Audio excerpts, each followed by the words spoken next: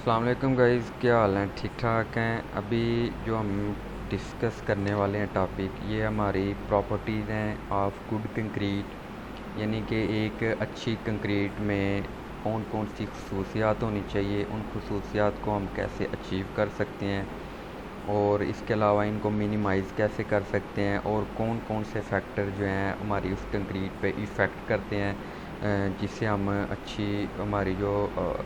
As per design concrete है उसको हम कैसे अचीव कर सकते हैं। तो बेसिकली आपको कंक्रीट का भी पता होना चाहिए। कंक्रीट हमारा मिक्सचर होता है सीमेंट, फाइन एग्रीगेट और बैंडिंग मटेरियल जिसको कहते हैं, और हमारे पास सैंड होती है, क्रश होती है, और इसके अलावा हम इसमें इस्तेमाल करते हैं वाटर वगैरह। और इसमें अगर हम चले जाएं इसकी खसूसियात में, तो इसमें जो हम इधर डिस्कस करने वाले हैं, वैसे तो इसकी काफ़ी खसूसियात हैं, प्रॉपर्टीज़ हैं। तो अभी हम इधर 4 डिस्कस करेंगे इसकी प्रॉपर्टीज़। तो अभी हम उसकी प्रॉपर्टीज़ के बारे में डिस्कस करते हैं। तो पहली प्रॉपर्टीज़ जो होती है इसकी वर्कबिलिटी होती है, जो इसके अलावा सेग्रीगेशन होती है, ब्लीडिंग होती है, हार्शनेस होती है। तो ये डिफरेंट प्रॉपर्टीज़ होती हैं कंक्रीट की, जो हमारी एक गुड क्वालिटी की कंक्रीट जिसको आप कह सकते हैं। तो वर्कबिलिटी हमारी होती है कि एक जो हमारी हमने एक मटेरियल को हमने साइड पे तैयार किया है, और अगर हम उसको साइड पे प्लेस करते हैं तो वो इजीली विदाउट वाइब्रेशन या वाइब्रेटर के बगैर वो इजीली अपनी जगह पे मूव कर देती है, और हमें उसको प्लेस करने पे यानी कि आसानी होती है, और वह खुद ब खुद कम्पैक्ट हो जाती है। तो इसमें सेग्रीगेशन और ब्लीडिंग बिल्कुल ना हो। तो ये हमारी एक अच्छी कंक्रीट की मतलब वर्कबिलिटी होती है। वर्कबिलिटी को हम चेक करने के लिए डिफरेंट टेस्ट वगैरह इस्तेमाल करते हैं, जिसमें स्लम टेस्ट होता है, इसके अलावा उसमें और भी टेस्ट होते हैं, जिसमें ये हमारी वर्कबिलिटी को हम चेक करते हैं। तो वर्कबिलिटी जो मेन इसमें जो फैक्टर हैं जो जिन पे ये डिपेंड करती है, जिससे हम अगर ये फैक्टर यानी कि इनको हम अच्छे तरीके से प्रॉपर तरीके से ये चीज़ें अगर मुकम्मल हों, तो हमारी वर्कबिलिटी हम आसानी से अचीव कर सकते हैं कंक्रीट की। तो इसमें हमारी क्वांटिटी आती है वाटर की। अगर हमारी क्वांटिटी वाटर की जो हमने एक डिफ़ाइन की हुई है एज़ पर डिज़ाइन, जैसे कि 0.45 से 0.5 या 0.55 तक होनी चाहिए, तो जिसमें हमारे पास हम और इसके अलावा इसमें ग्रेडिंग आ जाती है और शेप। ग्रेडिंग में आप देख लें, हमारे पास जो हमारी कंक्रीट के लिए हम जो सैंड इस्तेमाल करते हैं वो हमारी वेल ग्रेडेड होनी चाहिए, और क्रश वगैरह उसमें हमारी ऑल किस्म के हमारे क्रश होनी चाहिए, इरेगुलर होनी चाहिए, राउंडेड होनी चाहिए, और इसके अलावा फ्लैकी शेप की होनी चाहिए। ये हमारी एग्रीगेट, क्योंकि ये हमें फिलिंग का भी काम करती हैं। और इसके अलावा जो हमारी एग्रीगेट होती है परसेंटेज की, वो देखनी है हमने एज़ पर हम डिज़ाइन लेके चल रहे हैं, क्योंकि ये चीज़ें अगर हमारी एज़ पर हम डिज़ाइन लेके चलेंगे तो हम एक अच्छी कंक्रीट की जो है ना उसकी वर्कबिलिटी को हम आसानी से अचीव कर सकते हैं। और दूसरे नंबर पे हमारी सेग्रीगेशन आ जाती है। तो सेग्रीगेशन ये एक्चुअली होती है, इसमें जो मेन जो रीज़न होती है सेग्रीगेशन की, जिसकी वजह से जो कंक्रीट में सेग्रीगेशन होती है, तो इसमें तो एक इनसफिशेंट यानी कि जो हमारे फ़ाइन पार्टिकल होते हैं, जैसे हमारा सैंड हो गई, अगर ये हमारी प्रॉपर तरीके से हम जो हमारी रेत है जिसको सैंड कह रहे हैं, अगर नहीं होगी, इसकी क्वांटिटी मुकम्मल नहीं होगी, तो उसमें ये सेग्रीगेशन के चांसेस ज़्यादा होते हैं।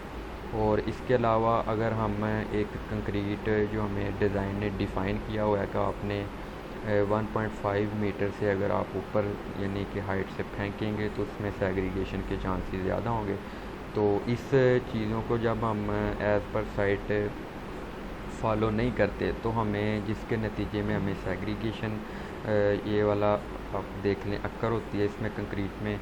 और इस फैक्टर को हम मिनिमाइज़ कैसे कर सकते हैं? एक तो हम प्रॉपर तरीके से जो हमारी सैंड की रेशो है इसको इस्तेमाल करें।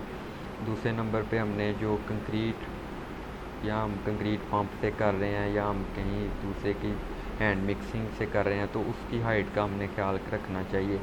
अगर हम ज़्यादा हाइट को तो उसमें क्या होगा, हमारी जो क्रश है और ये दूसरी हमारी सीमेंट और सैंड ये दोनों अलहदा हो जाएंगे। तो जिसमें आप ये देख सकते हैं पिक्चर में भी, ये देखें हमारी इस तरह के फिर बाद में इसको हनी कॉम्ब वगैरह की शेप बन जाती है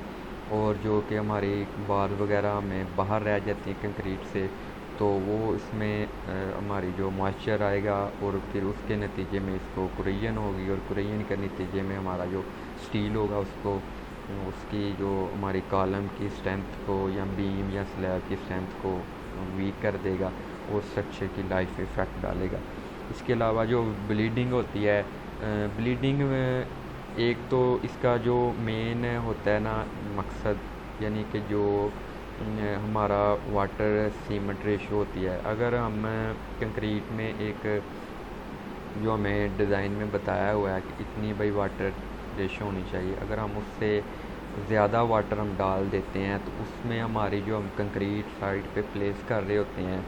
या हम वाइब्रेटर चलाते हैं तो उसके नतीजे में हमारी सरफेस के ऊपर वाटर आ जाता है और जो वाटर जो होता है ना उसकी वजह से जो हमारा एक्सेसिव वाटर होगा वो सरफेस पे शो होगा।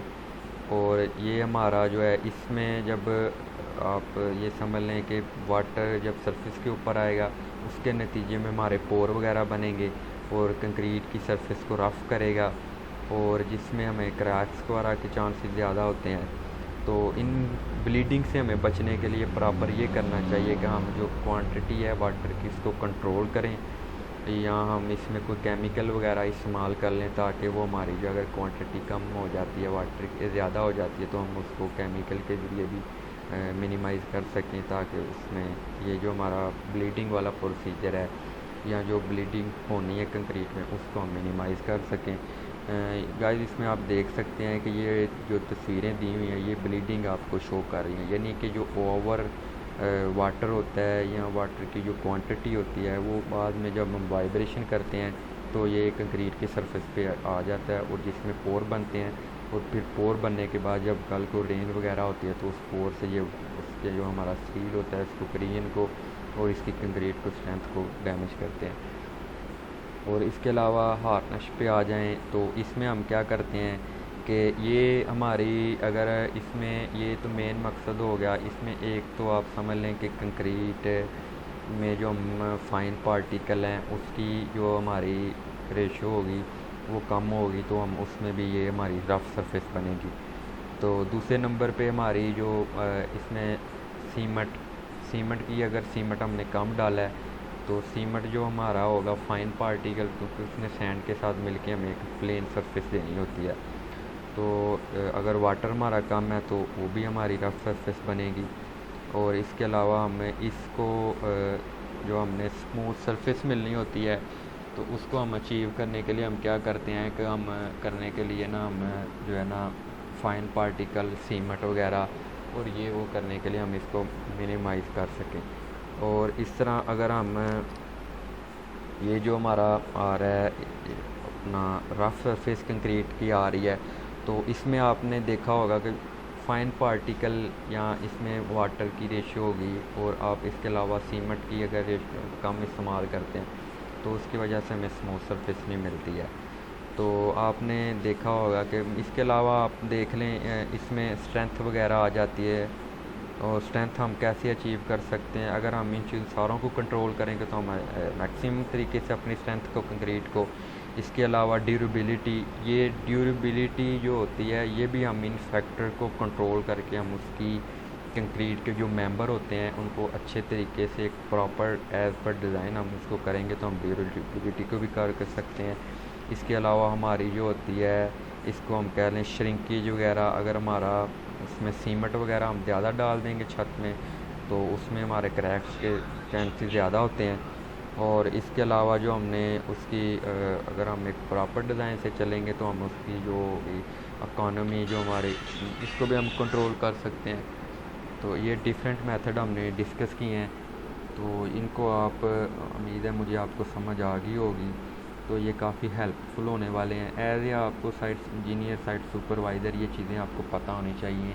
कि अगर आपको ये चीज़ें आ रही हैं आपकी साइड में कंक्रीट में तो क्यों आ रही हैं, इनकी मेन मकसद क्या है, तो इन चीज़ों को हम मिनिमाइज़ कर सकें जो हमारी लेबल लगी हुई इनको हम बताएं, उस तरीके से इन चीज़ों को हम मिनिमाइज़ करके अपनी स्ट्रेंथ जो है कंक्रीट की, जो वर्कबिलिटी या डिफरेंट जो हमने चीज़ें डिस्कस की हैं उनको हम मिनिमाइज़ करके और एक प्रॉपर तरीके से इस चीज़ को हम ओके कर सकें। तो गाइज़ थैंक यू। अगर कोई किसी किस्म का आपकी समझ नहीं आ रही,